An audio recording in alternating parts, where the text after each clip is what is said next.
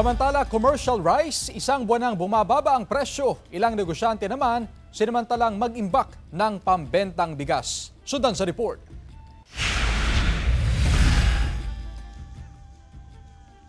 Patuloy ang pagbaba ng presyo ng commercial rice kasabay ng anihan ng palay ng mga magsasaka.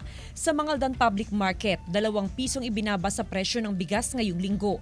Nasa 35 hanggang 55 pesos ang presyo ng local commercial rice, habang 50 hanggang 52 pesos naman ang presyo ng imported rice. Malaking bagay po yun.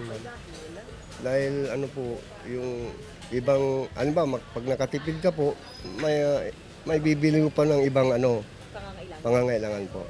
Sinasamantala ng mga rice retailers sa Mangaldan Public Market ang mababang presyo ng commercial rice. Tuloy-tuloy ang delivery ng mga bigas sa pamilihan. 1 hanggang 2 beses kada linggo ang delivery ngayong buwan.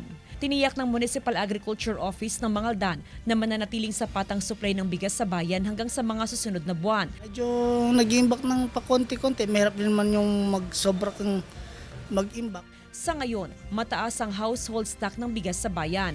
Malaking bagay raw na naging magandang palay production ngayong cropping season. Halos nasa 80% ng harvested area na base sa ating monitoring sa ating mga na-harvest na palay ay umaabot ng nasa hindi pa baba sa 5 tonelada. May mga umaabot ng 6 tons per hectare. Parang nasa 120 kabans per hectare po ang average production. Kasama si Jing Dakanay, Jasmine Gabriel Galban, One North Central Luzon.